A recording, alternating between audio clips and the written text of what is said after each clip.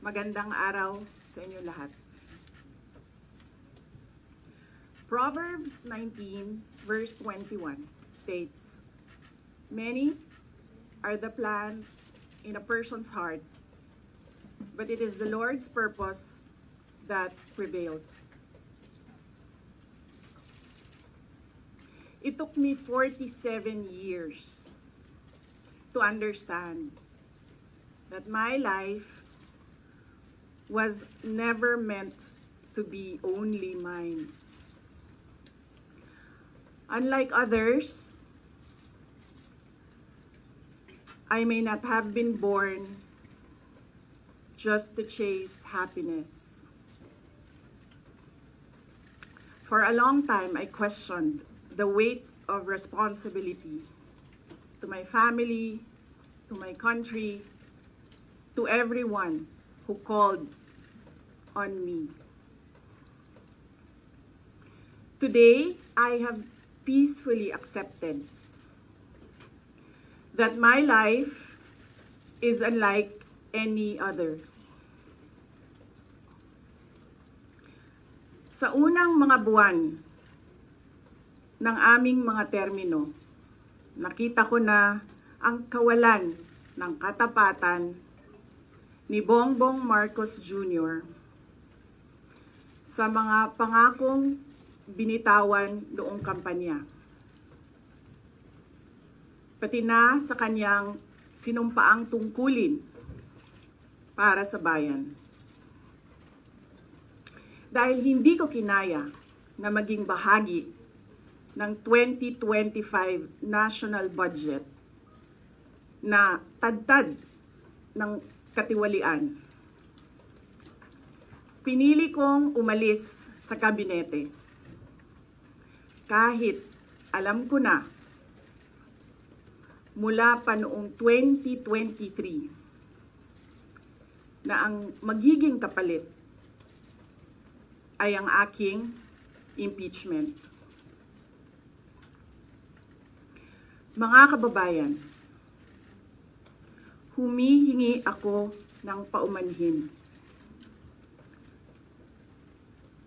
Patawad kung tinulungan ko mahalal si BBM bilang Pangulo ng ating bansa.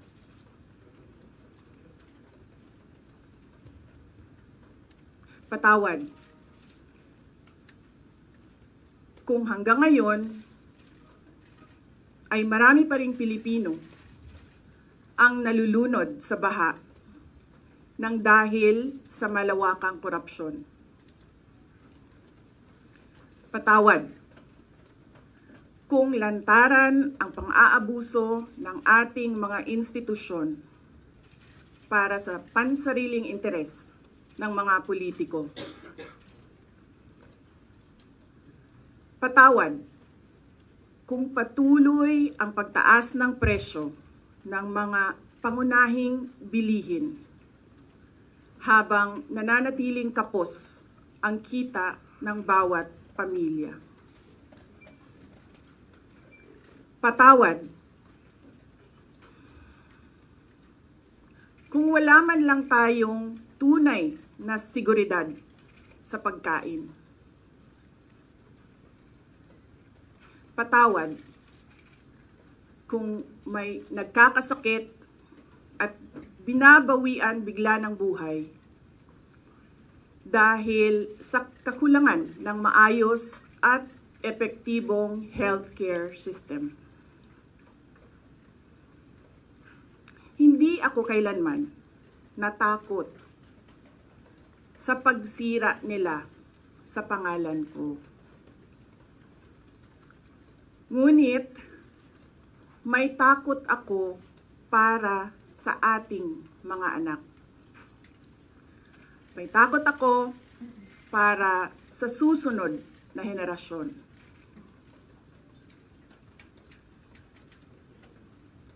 May takot ako para sa mga kababayan nating walang bahay sa ibang bansa.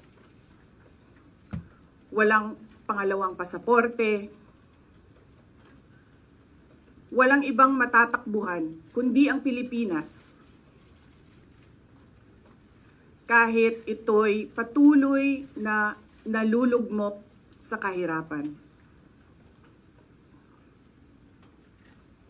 Na ako'y kahadlok, nga moabot ang adlaw na dawaton na lang nato ang kapobrihon isip kapalaran.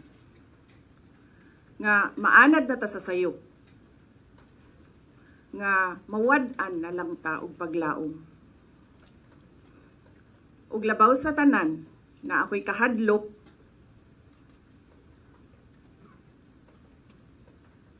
nga moabot ang adlaw nga wala na tay Pilipinas nga ikahatag sa atong mga anak.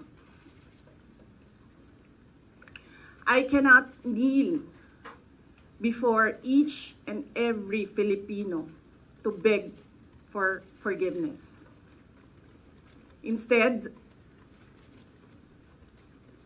I offer my life, my strength, and my future in the service of our nation. Mga kababayan, ibalik natin ang tapang at malasakit para sa Diyos, sa bayan, at para sa bawat pamilyang Pilipino. Ako si Sara Duterte, tatakbo bilang Pangulo ng Pilipinas. Syukran.